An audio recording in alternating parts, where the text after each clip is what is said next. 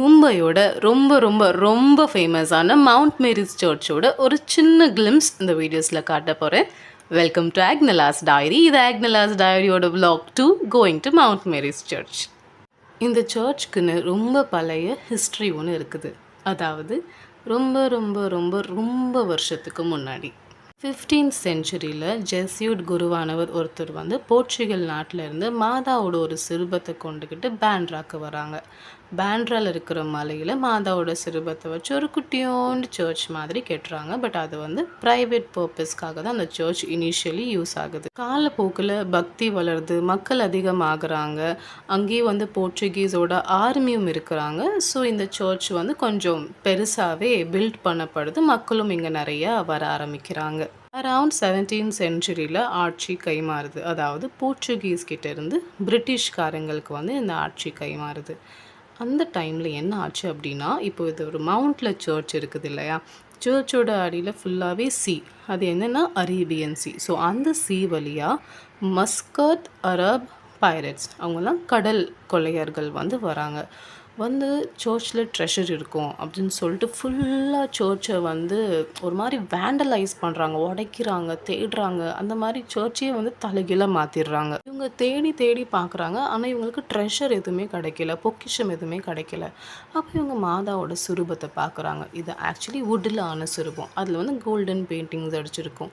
So மாதாவோட வலது கையில் கோல் இருந்துச்சு, அதில் தங்கத்தால் பெயிண்ட் பண்ணியிருந்தது. இவங்க என்ன நினைக்கிறாங்க, ஓ அது கோல்டாக இருக்கும் அப்படின்னு சொல்லிட்டு அந்த லிட்ரலி அந்த கையை கட் பண்ணியிருந்தாங்க. அப்புறம் அந்த கோலை எடுத்து பார்த்தா அது கோல்டு இல்லை, தங்கம் இல்லை. அது பார்த்ததும் அவங்களுக்கு செம்ம டென்ஷன் ஆகுது. என்னது இது தங்கம் இல்லையா, இதுக்காகவா நம்மளை இவ்வளோ நேரம் சர்ச் பண்ணோம், நம்ம சும்மா விடக்கூடாது, இந்த சர்ச்சுக்கு தீ வச்சு விட்டுறணும் அப்படின்னு சொல்லிட்டு பிளான் பண்ணுறாங்க. இவங்க எப்போ அந்த சர்ச்சை தீ வைக்கணும் அப்படின்னு நினைக்கிறாங்களோ அப்போது அந்த இடத்துல நிறைய பீஸ் வருது, நிறைய ஹனி பீஸ், தேனி இவங்க எல்லாரையுமே அட்டாக் பண்ணுறது. இவங்க எல்லாரையுமே அது ரொம்ப அட்டாக் பண்ணனால இவங்களால அந்த இடத்துல நிற்க முடியாமல் அங்கேருந்து ஓடி போயிடுறாங்க. ஸோ இந்த சர்ச்சுமே பாதுகாக்கப்படுது. அப்புறம் around end of 17th century பார்த்திங்கன்னா இங்கே ரொம்ப பொலிட்டிக்கல் இன்ஸ்டேபிலிட்டி, நிறைய பிரச்சனை. ஸோ அதனால் இங்கே குருக்கள் அலோகேட் பண்ணப்படல, சர்ச்சில் சர்வீசஸ் நடக்கலைன்னு சொல்லிட்டு ஒரு 20 இயர்ஸ்க்கு அப்படியே க்ளோஸ் ஆன மாதிரியே ஆயிடுது. சுரூபமுமே சைட்லேயே வச்சுருந்தாங்க. அதுக்கப்புறமா திருப்பியும் அதே மாதிரி இந்த 17th செஞ்சுரியோட எண்டில் ப்ரீஸ்ட் அப்பாயிண்ட் பண்ணப்படுறாங்க. மக்களுமே இதெல்லாம் ரிப்பேர் பண்ணணும், ரெனோவேட் பண்ணணும்னு எல்லாம் பண்ணும்போது மாதாவோட சிறுபத்தை ரெனோவேட் பண்ணலாமே, ரிப்பேர் பண்ணலாமே அப்படின்னு யோசிக்கிறாங்க. ஸோ அப்போ என்ன பண்ணுறாங்கன்னா, அந்த பேபி ஜீசஸ் இருக்கிறாங்க இல்லையா, அந்த கோல் இருந்த இடத்துல ஒரு அழகான டிட்டாச்சபிள் பேபி ஜீசஸை வைக்கிறாங்க. அதாவது ஏசப்பாவை அப்படி எடுத்துகிட்டு வச்சிடலாம். அந்த மாதிரி ஒரு ஏசப்பாவை மாதாவோட ரைட் சைடு வைக்கிறாங்க. இந்த சிறுவத்தை பார்த்தா தெரிஞ்சிருக்கும், வழக்கமாக ஏசப்பா மாதாவோட லெஃப்ட் ஹேண்டில் தான் இருப்பாங்க. பட் இந்த சிறுவத்தில் மட்டும்தான் இந்த ஏசப்பா மாதாவோட ரைட் ஹேண்டில் இருப்பாங்க. அதுதான் இந்த சிறுபத்தோட ஆக்சுவல் ஸ்பெஷாலிட்டியே. ஸோ அந்த கொஞ்சம் நாட்கள் சிறுபம் இந்த இடத்துல இல்லாத நாட்களில் என்ன பண்ணிட்டாங்கன்னா, பக்கத்தில் ஒரு பாரிஷ்லேருந்து ஆல் லேடி ஆஃப் நேவிகேட்டர்ஸ் அப்படிங்கிற சிறுபத்தை இங்கே வச்சுருந்தாங்க கொஞ்ச நாளைக்கு. இந்த மாதாவோட சிறுபத்தை சரி பண்ணதுமே அந்த சிறுபத்தை அங்கே அனுப்பிட்டு மறுபடியும் அந்த பாரிஷ்கே அனுப்பிட்டு மாதாவோட சிறுபத்தை இந்த இடத்துல வச்சுருந்தாங்க. ஸோ இப்போ நீங்கள் யோசிக்கலாம், எதுக்காக ஒரு சிறுபத்துக்கு போய்ட்டு இவ்வளோ இம்பார்ட்டன்ஸ், எதுக்காக இதில் இவ்வளோ டென்ஷன் எடுத்தாங்க, இது அங்கேருந்து இங்கே வைக்கிறது, இங்கேருந்து அங்கே வைக்கிறது, இதெல்லாம் தேவையா, இவ்வளோ இம்பார்ட்டன்ஸ்லாம் நம்ம கொடுக்கணுமா அப்படின்னு நீங்கள் கண்டிப்பாக யோசிக்கலாம். பட் ஒரு விஷயம் யோசிங்க, நம்ம பேசுகிறது 15th செஞ்சுரி 17th செஞ்சுரி பற்றி. அப்போது விசுவாசம் அவ்வளோ ரொம்ப அறிவுபூர்வமாக மக்களுக்கு அறிவிக்கப்படல இல்லையா. நிறைய இடத்துல மக்கள் படிக்காதவங்களாக இருந்தாங்க, ரொம்ப பாவமானவங்களாக இருந்தாங்க. இன்னும் எப்படி அவங்களுக்கு ரீட் பண்ணணும் ஒன்றுமே தெரியாது.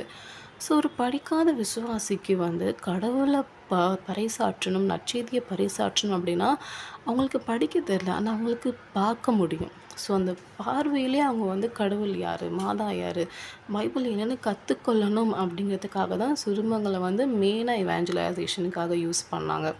அதையும் தாண்டி இன்னொரு விஷயம் யோசிச்சிங்க அப்படின்னா, பெந்தகோஸ்து திருநாள் அன்னைக்கு ஆல்ரெடி இயேசுவோட பிறப்பின் மூலியமாக தூய ஆவியால் நிரம்பப்பட்ட மரியாவோட அடைக்கலத்தில் தூதர்கள் எல்லாம் கூடுறாங்க. அந்த இடத்துல தூய ஆவியானவரும் இறங்கி விடுறாங்க. அதே மாதிரி தான் திருச்சபை வந்து ஆரம்ப காலங்களில் ஒரு இடத்துல நம்ம தூய ஆவியானவர் கொண்டு வரணும், நற்செய்தியை போதிக்கணும் அப்படின்னா ஃபஸ்ட்டு மதமேரியை தான் கொண்டு போய் வைப்பாங்க. ஏன்னா மதமேரி அந்த இடத்துக்கு போயிட்டாங்க அப்படின்னா அவங்க அண்டரில் மக்கள் கூடவே, அவங்க அண்டரில் வந்து சபை கூடவே தூய ஆவியானவர் இறங்கி வந்து இயேசுவோட பிரசனம் அந்த இடத்த இன்னுமே அளவுக்கு அதிகமாக ரொம்ப ஈஸியாக நிரப்பிடும் அப்படிங்கிறது ஒரு ஸ்ட்ராங்கான நம்பிக்கை. அப்போ இல்லை, இப்போவுமே அதுதான் நம்மளோட நம்பிக்கை. சுரூபங்கள் சர்ச்சில் வந்து சுரூபங்கள் ரொம்ப ரொம்ப இம்பார்ட்டண்ட்டான ரோல் ப்ளே பண்ணுச்சு. அதனால அந்த டைமில் சர்ச்சஸில் பார்த்தீங்க அப்படின்னா பீடம் இருக்குது, ஆல்டர் இருக்குன்னா அதில் கண்டிப்பாக சுரூபங்கள் வேணும். ஏன்னா மக்கள் வந்து படித்து மக்கள் தெரியணுங்கிற அவசியம் இல்லை, பார்த்தே மக்கள் வந்து விசுவாசத்தை அறிஞ்சிக்கிடணும், விசுவாசம்னா என்னென்னு பார்த்தே தெரிஞ்சுக்கிடணும் அப்படிங்கிறதுக்காக சுரூபங்களில் மெயினாக வந்து இவாஞ்சலைசேஷனோட பர்பஸ்க்காக யூஸ் பண்ணாங்க. இத்தனை வருஷம் தாண்டி இன்றைக்குமே இந்த இடத்துல வந்து விசுவாசம் அவ்வளோ ஸ்ட்ராங்காக நிலையாக இருக்குது அப்படின்னா அதுக்கான காரணம் கண்டிப்பாக இந்த என்ன சொல்கிறது, இந்த சஃபரிங், இந்த துன்பங்களை நம்ம சர்ச்சஸ் கடந்து வந்திருக்கு இல்லையா. பல காலமாக பல விதமான துன்பங்கள் பட்டு பல விதமான கஷ்டங்களை பார்த்து எல்லா சூழ்நிலையிலையும் திருச்சபை வந்து எப்படியோ வந்து ஒரு வகையில் தூய ஆவியானவர் வந்து அது ஒன்று சேர்த்துருந்தாங்க. அதாவது மரியாவோட அடைக்கலத்தில் குருவிகளுக்கு கூட பாதுகாப்புன்னு சொல்லுவாங்க. ஏன்னா எங்கள் ஊர் கோயிலெல்லாம் குருவி கூடு கட்டும். அப்போ பாட்டி சொல்லுவாங்க, அதாவது என்னென்னா, மரியே உன் அடைக்கலம்னு தேடி போகிற குருவிக்கு கூட அடைக்கலம் கொடுக்குற அன்னை மரியா வந்து நமக்கு கொடுக்க மாட்டாங்களா? அதுதான் வந்து ஒரு சின்ன என்ன சொல்கிறது மோட்டிவேஷன். இந்த மாதாவோட அண்டரில் மக்கள் கூடுறதுக்கு, இந்த சபை கூடுறதுக்கு, எங்கள் பக்தி வந்து அவ்வளோ வளர்கிறதுக்கு ஒரு பெரிய வந்து என்ன சொல்கிறது வழிகாட்டி, ப்ரொடெக்டர், மோட்டிவேஷன், மக்களோட ஒரு நம்பிக்கை, ஹோப், இயேசுவா கிட்ட நம்மளை எப்படி கொண்டு போயிடுவாங்க அப்படின்னு சொல்லிட்டு இருக்கிறது அன்னை மரியா தான். எல்லா இடத்துலையும் மாதாவோட பிரசனம் ரொம்ப டிஃப்ரெண்ட்டாக இருக்கும். இங்கே வந்து அது ரொம்பவே என்ன சொல்கிறது கசப்பான சம்பவங்களை கடந்து வந்து இன்றைக்கி ரொம்ப அழகான ஒரு சர்ச்சாக இருக்குது. ரொம்ப மக்கள் வந்து பார்க்குறாங்க, பிற மதங்களை சேர்ந்தவங்க வந்து அளவுக்கு அதிகமாக வந்து கூடுறாங்க, சந்தோஷமாக இருக்கிறாங்க. மாதாவோட பர்த்டே அப்படின்னா இந்த இடமே அப்படி ட்ரான்ஸ்ஃபார்ம் ஆயிரும். இந்த இடத்துல வந்து வரவே முடியாது, அவ்வளோ கூட்டம், அவ்வளோ டிராஃபிக், அவ்வளோ போலீஸ் பாதுகாப்பு, அப்படி இருந்தும் கூட்டத்தை சமாளிக்க முடியாத அளவுக்கு இன்றைக்கி மக்கள் தேடி வராங்க. அப்படின்னா ஆப்வியஸ்லி சர்ச் நிறைய க்ரைசிஸை ரொம்ப கஷ்டங்களை தாண்டி வந்திருக்கு. பட் அது எல்லாமே நன்மைக்காக தான். இன்றைக்குமே மாதா இந்த இடத்துல இருந்து அன்றைக்கி எப்படி பாதுகாத்துக்கிட்டாங்களோ இன்றைக்கும் அப்படியே நம்மளை பாதுகாத்துட்டு இருக்காங்க. இங்கே வந்தீங்கன்னா கண்டிப்பாக மவுண்ட் மேரிஸ்க்கு வாங்க. நிஜமாவே ரொம்ப பியூட்டிஃபுல்லான சர்ச்சுன்னு அதையும் தாண்டி உங்களுக்கு ஒரு எக்ஸாம்பிள் தட் எல்லா சூழ்நிலையிலையும் என்ன ஆனாலும் விசுவாசத்தில் நிலைச்சிருங்க, நீங்கள் நினச்சது நடக்கும். ஆமென்.